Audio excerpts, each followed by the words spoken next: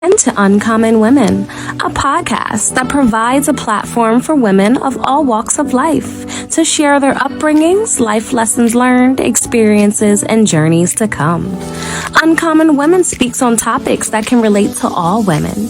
We share, we listen, we laugh, we cry, and we empower each other to be the best uncommon woman that they can be.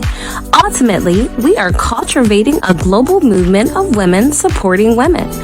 Women supporting entrepreneurship, relationships, self-love, and so much more. We inspire each other to make an impact on this world for the better. Be sure to like, share, and subscribe to Uncommon Women. Now, finally, grab a seat, get comfortable, and hear from your wonderful hosts, Shanira and Jenny Lee.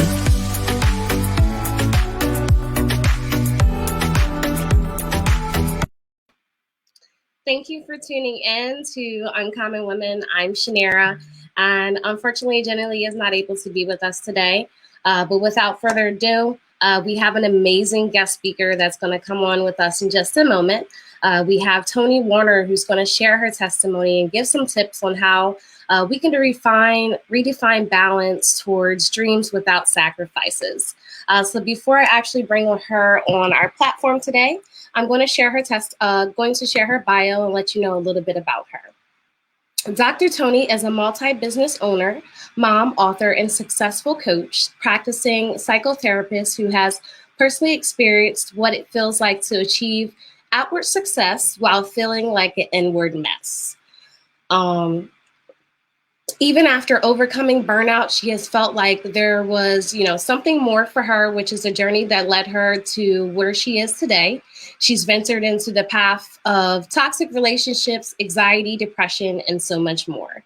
Having learned how to embody boldly being herself while establishing balance that actually works in the modern world, she's now on a mission to help thousands around the world to do the same. Today, she infuses brain, body, and soul in science to help her clients break the molds that keep them from feeling stuck so that she can step out into more aligned, more powerful, or more satisfied versions of themselves than ever. Experienced before through private coaching, consulting, courses, and speaking engagements. So thank you so much, Dr. Toni, for coming on to Uncommon Women today. We are so honored to have you as a guest speaker.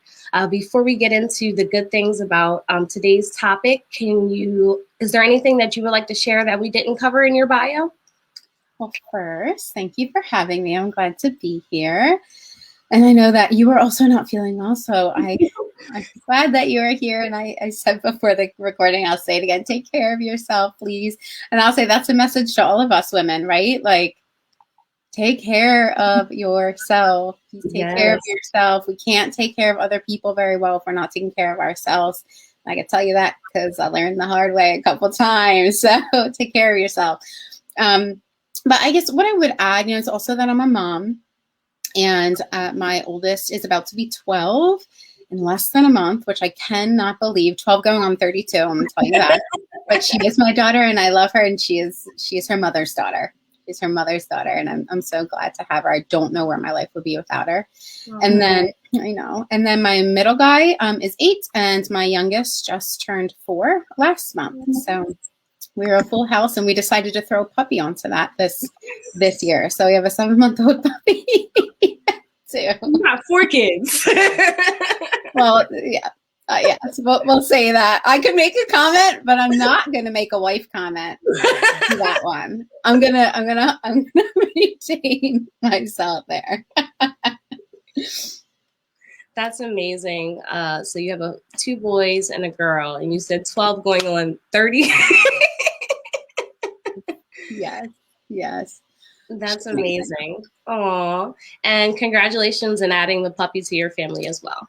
Thank you. He is a good addition. He's a good boy. We love him. Aw. So let's go ahead and get into your testimony, and then we can dive into some questions that may be able to help women that may have experienced things that you went through. So before we get into your testimony, how was your life actually growing up? So I thought about that because I know you sent me the outline. And I was like, oh, how am I going to truncate this? So my parents are both pastors. Okay. And they got married, then divorced, then divorced to each other. And when my mom got remarried, she remarried a different pastor. And just my own experience as a pastor's kid was unique. All of our experiences are unique, of course, but it was unique. So what I experienced was going from church to church. We moved a lot. So in our denomination, you don't stay at the same church all the time. So I moved like 9 times before I turned 16. So I had moved a lot. Oh, okay. And going into different churches, my perception and my experience and my memory is of not being welcomed because my dad is Black and my mom is white. That was frowned upon. And then, of course, they were divorced. And then I could go on and on and on about all of that. But what I felt, what I experienced was this incongruence within myself of I'm being told about love and forgiveness, and I'm being told to show up in this way, but I'm not witnessing that. Mm-hmm. And I could feel that separateness. So that was just within my church and my family. Right. But then I was also a tom girl. So I was always overweight. And I would have like the Spanx shorts on with the big oversized. Right, I remember. So I was an overweight tom girl. So I didn't fit in the black or white box. Right. I also was gifted. And so I received messages that I thought basically I was too good to be Black because the way that I spoke and because I was gifted, and that was hurtful. But also it was like, but I was like the token Black girl, like in my white group. And so it was like, I didn't fit. I didn't fit here. I didn't fit there. And then I was overweight. So I didn't fit here and I didn't fit there. And I just didn't fit, right? Like I didn't fit gender wise. I didn't fit racial wise. I didn't fit even in the church. Like I had people I loved, and I know that there are certain people that loved me, of course, but I just didn't feel like there was a place where I fit in. And so what that led me to experience was I need to prove that I'm enough. I need to prove that I'm worthy. I need to prove that I have something to give. So that led me to overachievement, to overgiving, and ultimately a lot of mental health challenges that I kept secret. I kept hidden because I didn't want people to know. And so by the time I was in middle school, I was already bulimic. I was already cutting. No one knew until someone knew. And then it carried on. It carried on until throughout high school. And I felt so alone and believed that no one else could possibly imagine how I feel. And so I didn't talk to anybody about it, nor did I want to, because my belief was no one could help me anyway. Right. I understand how I felt. No one could help me anyway. And so what I was going to do is I was going to make it my mission to help people out there that might feel alone and might feel like they don't belong as well. Mm-hmm. So since a child, I knew I was going to be a mom, and I knew I was going to be some kind of professional helper. And once I found out what a therapist was, I knew it was going to be a therapist. And so that has literally never changed ever since I was a child. I knew I was going to be a mom. I always wanted 5 children, so I got 2 more to go. And I knew I was going to help people professionally. And so I say that's kind of the truncated version of my childhood and my experience through my eyes, right? Through my eyes and how it was for me. Yeah. So you brought up an interesting point. You said that you didn't fit in with the Black kids because you were too white or you were too proper, but you were like the golden child for the white kids. Is that right? Mm-hmm. Did you ever feel as though was there ever a crowd where there was a lot of mixed kids in the schools that you connected with either? No. No. Not Mm-hmm. not growing. So when I went to high school, there was one year where I went to a high school that was more diverse. So there were a few mixed kids there. I was only there for 1 year before I moved. Okay. I moved to the suburbs, and that was a whole different story. But no, I never. So this was back when, even on the SATs, right, when we had to take like Uh-huh. the standardized testing and things like that, Right. it forced you to pick black or white. There Right. was no mix. There was no other. There was no, like, it was always like I had to choose, but I didn't want to choose because I was both. And so Mm-hmm. I just didn't fit. I remember even a time in college, there was almost like an intervention because there was what was it? The regular student union, and then like the black student union or something like that. Mm-hmm. And I was basically supporting both, and there was kind of like an intervention through my Wow. perception of like, you got to choose. I'm like, How? but I am who I am, right? And so I can't choose, nor do I want to choose. And then I feel like I'm not good enough because I'm being forced to choose. And Right. so it was very confusing for me, and ultimately just filtered into like, I need to prove myself. I need to prove myself. Look, see what I can do. Look, see what I can do. I can do for you. I can do for them. I can, and it exhausted me until finally when I was in college, after a bad breakup, I wound up in the hospital. And actually, for the first time, what was it, last year in 2020, I shared that in this. I don't think I told you about this. Complete Self-Care, awesome book. 25 other wellness practitioners are written in this book. Mine's just one chapter, but I share about what that experience was like of what they would call suicide, a suicide attempt, which doesn't resonate with me as a suicide attempt. But it was a conversation that I said, God, I feel like I've done everything I can do, and it still feels like it's not enough. So I need you to, I need to know if I still have more purpose. I didn't question if I had purpose, but I did question if I still had more purpose, or if I've just been like, I've done all I can. I don't know what else to give. I don't know what else to do. Like, I still don't feel enough. I still don't feel like there's something not right. I need a sign. Please show me. And so I did. I wound up in the hospital. It was a horrific experience. And I came out of it a bit jaded, frustrated, but there was something different. Like I knew I was still alive, and I was alive for a reason. And the next year, I actually, unintentionally, but I got pregnant with my daughter. And I brought life into this world after questioning, right? Like, if I had more life and purpose to offer this world. Right. And so I said, like, I don't know where I would be without her. And not to put on her like my purpose or anything, because her life is hers and mine is mine. But there's so few words that I can offer to even explain even just those few years of my life, of how much of a, I hesitate to use the word awakening because of the way that it's used now, but just a jolt, like a jolt that came over me that had to shake me in some way, because all the shakes and bumps and kicks that I was getting along the way, I was ignoring because I was too busy being busy. So that's what it took. Wow. Do you believe that you was it like an eye opener, kind of like this is the moment where I need to get it together. I'm in the hospital. Was it an eye opener for you? I didn't feel like I needed to get it together because no one knew like what was going, as far as anyone else was concerned. I was put together, right? Like, it was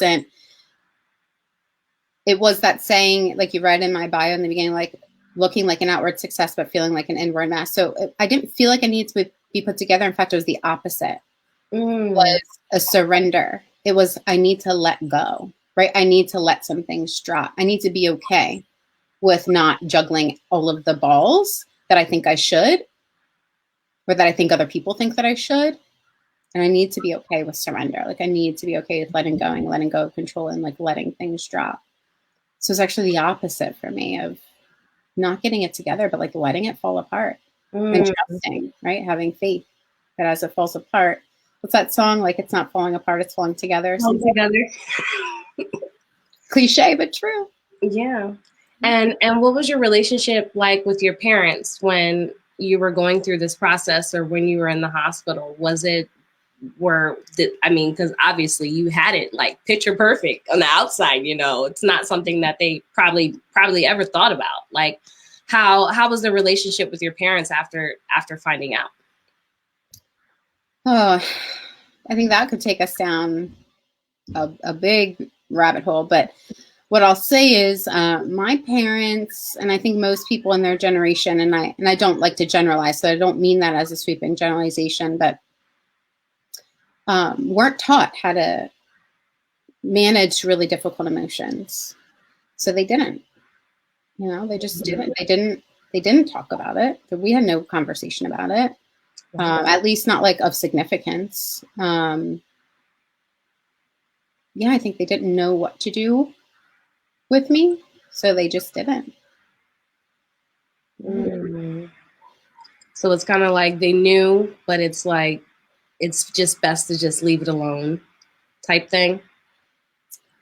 Yeah, and I can't speak to what they did separate from me, right? Like I can't speak to how they managed things separate from me, because I know that with where I'm at along my health and healing journey, that as individuals, they definitely had an emotional reaction to their daughter being in the hospital, right? Like I know that they had that. Within the context of our relationship, that was not necessarily sorted and sifted through, but I know that they had their own stuff. And I can see the difference between me then and me now too is then I needed to blame. I needed someone or something to blame. And so a lot of times it was myself, but when it wasn't, the blame fell to my mom more so than my dad at that time. And now the difference now is that I can see that nothing was her fault. This is what I call like, it's the chain of pain, right? Like when we are in pain, and she had her own life pain, as we all do. And when we're not able to process it, we're not supported through it, we don't know what to do with it, we find a way to deal with it. Right? Whether that's becoming a workaholic or an overachiever, or becoming addicted to some substance or risky behavior, whatever it is, like we all find our way to deal with it. That's what we do as humans. And so I can see now that that was not, to be there for me emotionally wasn't something that was where they were at, because of where the own pain that they had to sort through. So there's no shame or blame that I feel, or anger or resentment that I feel towards my parents at all anymore. But I had to heal the parts of myself that did feel hurt from like back then, because there were parts of myself that did feel like hurt back then. But I don't feel that at all anymore. It's completely lifted. And I think that's really what forgiveness is. Because they didn't actively do something to me, but that's what forgiveness is choosing to let go.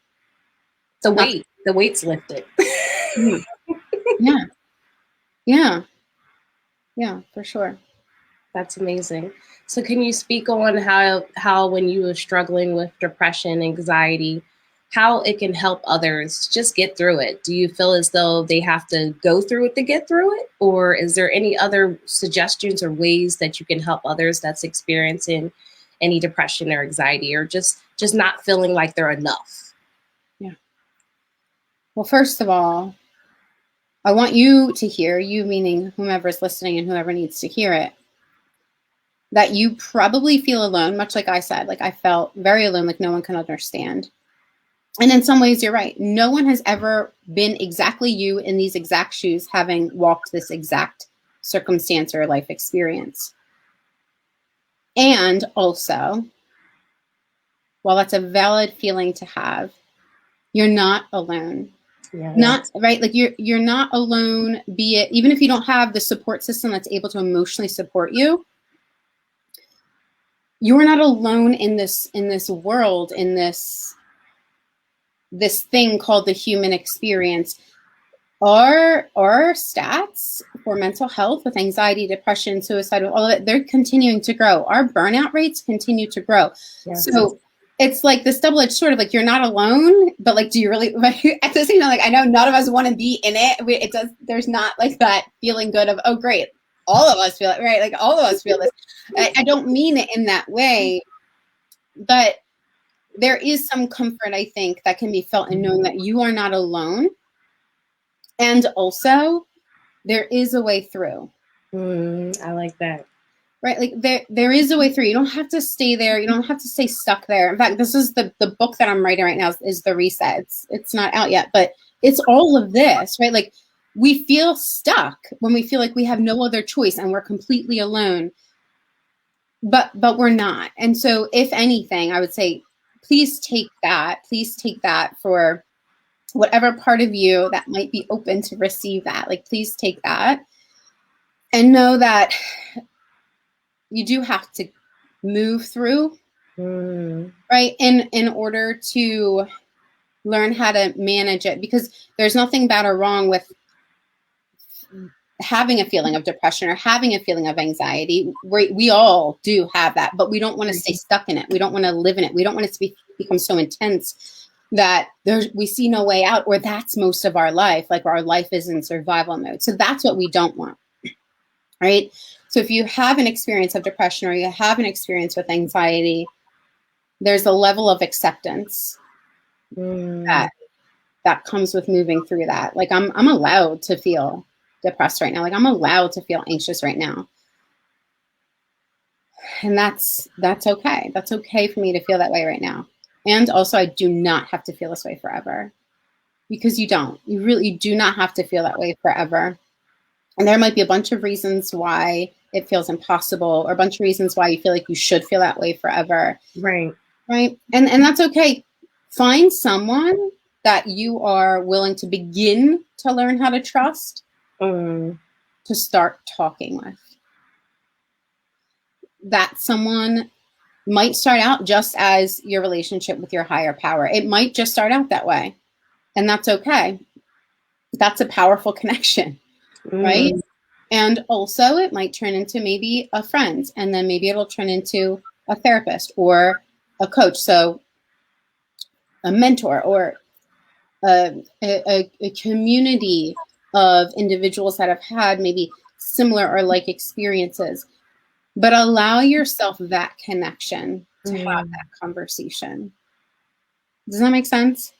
Yeah, that's a good point. And I also feel as though don't let your emotions control your thoughts. You know, when you're able to take a hold of your emotions, your thoughts can change also.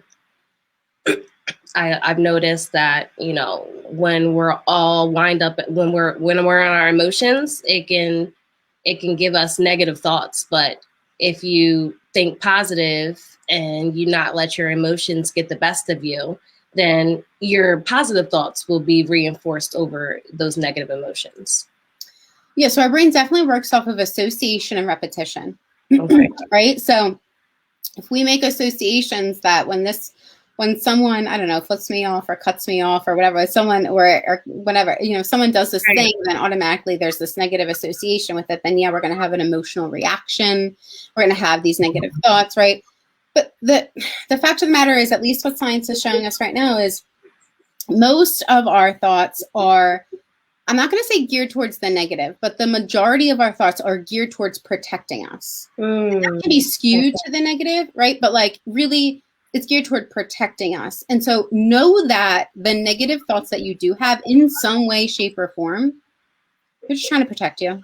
Okay. Right? Like they're just trying to protect you. And so if we can notice that, we can start to separate those negative thoughts from being who we are, because those thoughts aren't who you are. Yes. Right? Like they're not all of who you are. And I think that's an important distinction. But yes, absolutely, you're right. If we can notice our emotions and we can tend to our emotions, then they're less likely to kind of gain momentum and build up all of those negative thoughts. But we can't, if you've been practicing these kinds of associations, if you've been repeating them for decades, you're not going to be able to change it with the flip of a switch. And you know what? There's nothing wrong, right? Like there's nothing wrong with you that you can't change it at the flip of a hat, because if you could, you'd be a robot. So like there's something right about you that you like can't just change it like that. It takes creating new associations, right? Like takes creating like these new mental repetitions, these new mental habits. And that does take time, which is why the way to manage it is through, right? Is to notice the emotions that are coming up, the thoughts that are coming up, and to be able to work with them differently, to react to them differently, rather than identify as them. And then they feel either like they're flooding you or you feel out of control. So you got to cut them off, right? So now you're numb. And neither of those ways, like those are both survival techniques. Neither of those ways are a way to thrive and feel more balance in your life. They're both a way to kind of throw off the balance in an effort to just survive and get through. That's good. That's good. I think you brought up a good point about how people sometimes become numb from emotions. How can we help business women that, have to have it all together or have to be super mom or has so much going on, but when they get home, they're just like, ugh, I'm just over this. This is hard. I don't want to do it anymore. Can you give us some tools or tips that can help women that just have a lot on their plate, even single moms that have a lot on their plate and just feel like they want to give up?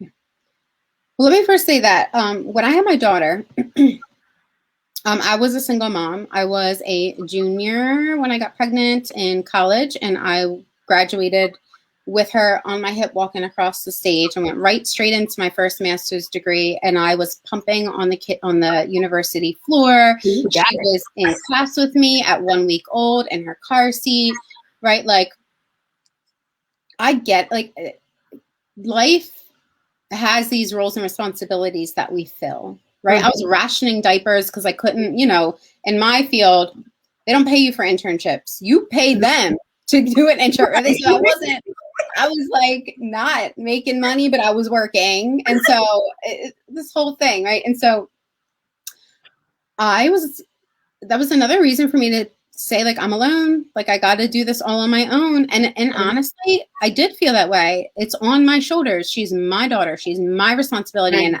gosh darn it. Like I am going to make sure that I'm the best mom to her and that I show her the best example. And you know what? That's a whole hell of a lot of pressure for us women to put on ourselves. Mm-hmm, mm-hmm. And so there is a catch-22 of, do we want to do our best to show up as our best selves each day, each moment? Yes. And also, in order to do that, we have to accept that our best self at any given moment is going to change. Mm-hmm. And that's okay. That is okay. That is human. And if we don't accept that, if we're like, oh, we have to do it all, we have to be it all of the time, what's going to happen is you're going to burn yourself out. You're going to become resentful or angry or cranky or irritated or even more depressed or anxious, right? And then you're definitely not going to feel like you're operating as your best self. And I know because that's what I did, right? Like I totally burnt myself out twice. And that led me to even have medical challenges. Like I had multiple miscarriages, which I can't say that, I can't sit here and tell you that 100% because I was burnt out and having panic attacks and losing pieces of hair and all this stuff, that's why I had miscarriages. I can't tell you that. I can't say this happened because of this. I can't say that.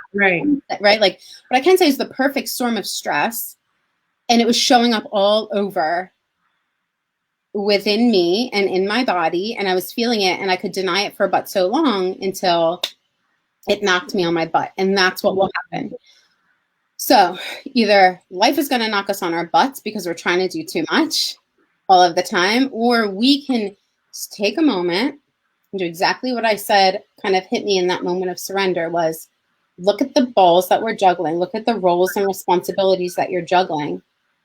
And just in this moment, if you can't think about just this hour or just this day, just in this moment, which ones am I going to let fall? And which ones am I going to actually put energy into? Because in this given moment, you can't put energy into every single one of them anyway. Right. And so if we're having all this talk in our heads that we have to do it all of the time, 100% of the time, like, we're just making it worse. And that, in fact, that makes our brain feel more stressed out. I don't know if you've ever seen the hand kind of model of your brain. I haven't. No. So it's like, so say this is your brain. So this is like your frontal lobe, the thinking brain. They do this in some therapists like do this for kids. Okay. When they look at kids, is like when you get really, when emotion gets elevated, especially a stressed out emotion, you're in stress response, you flip your lid and blah, blah, blah, like that's like the limbic part of the brain, the emotional part of the brain, right? And you're not able to really think rationally, think straight. So if we're like blah, blah, all the time, like we're not really thinking. Right. So it's up to us to say right now in this moment, or right now in this hour, or right now in this day, these are the balls I'm going to let drop. These are the ones I'm going to focus on. And it's not this negative selfishness that gets turned around like, oh, you're selfish if you choose to spend an hour by yourself instead of spend it with your kids, or you choose to take 2 hours of rest and relaxation instead of working on your business, or like that's not bad. That's not wrong. That's not selfish. That's how you create balance. Yeah. That's awesome. That's true. Balance. I think a lot of people miss the life-work balance, because I know my job, when I was working full-time at one of corporate America, they're like, we're all about life-work balance, but it's like, but you need to do overtime. And it's like, well, where's the life-work balance with that? Yeah. I'm glad you said that, because what I'm going to say is, and I'll keep it short because I don't want to get my soapbox. I go on forever, but sometimes, and I'm totally someone that's been guilty of this before as well. We look at the system and our frustration with the system, be it corporate or all of the systems that obviously need, updating in our world, and we get frustrated with the system. And then when we focus on that, we feel powerless and pissed off. But when we're feeling powerless and pissed off, where are we? Right? So we're not able to function our best. We're not able to show up as our optimal selves to enact the change in the systems that need to be enacted. And so rather than, it's totally normal to feel frustrated and pissed off at the system when it's like, oh, you need to do this or this or this, right? Totally normal. I've worked in a toxic work environment, and I told you I was losing patches of hair. But it's up to us to say no. Right. And in saying no, sometimes that means being okay with walking away. Sacrifice. Come on. It means being okay with walking away. And what you're not sacrificing, if it comes to that, and I'll tell you, if you're really valued there, if you provide value there and you belong there and you're like, yes, this is where my mission is, my heart is in this, my passion's in it, the more you set your boundaries, the more you're willing to say no. You're not sacrificing yourself when you say no. You're standing in your power. And the more power then you have to enact that change where you're at. But if you're saying no, putting down those boundaries, and it's get to walking, then how much power did you really have there? Like, how much change were you really enacting? How much purpose were you really fulfilling while you were there? Maybe that was your opportunity to go on to the next, so that you can connect with your purpose more, so that you can feel your passion more. And that transition can be scary as hell. It can be frustrating as hell. There's so much, right, in that transition that can happen because it's unfamiliar. Right, but that transition may be that connection, that bridge to that more that you're actually wanting and looking for. Right. That's true. And you brought up a good point, because I was with the job for 6 years and I was just like, you have to be comfortable in being uncomfortable. So what do you want to do? And by the grace of God, you know, I did leave and it brought me more peace. And I would have never known if I would have stayed. Yes. I would have never known. So yes. You made a good point. You made a point. You do have to sacrifice at times. Well, and I'm going to nitpick a little bit, but okay. I want to shift it from sacrifice, because us women, like, oh, we have this thing of like sacrifice, right? Mm-hmm. You're getting comfortable in being you and getting comfortable with others feeling uncomfortable about it. Mm-hmm. Not sacrifice. What you're sacrificing is the responsibility of taking on everyone else's emotional weight, right? Mm-hmm. You can't actually control anyway. Right. You can't actually control it, right? But you're not sacrificing yourself, right? You're getting comfortable with other people being uncomfortable because you're more comfortable being you and standing in your own skin, like really owning who you are. That makes people feel uncomfortable. It does, especially if you shifting and changing because of what they want or how they're reacting or whatever, like that makes them feel uncomfortable. That's their discomfort to manage. And that's so true. Right? Like, I am sacrificing having to manage your discomfort, not because I don't care, but because I do. And I know that I can make the most impact in this world, including in this relationship with you, person, system, whomever, if I'm true to who I am. That is so true. People do get uncomfortable. Now that you point that out, I'm like, people do get uncomfortable when you start to get to know who you are. And it's like, why are you uncomfortable? What? You're changing our relationship. How can you do that, right?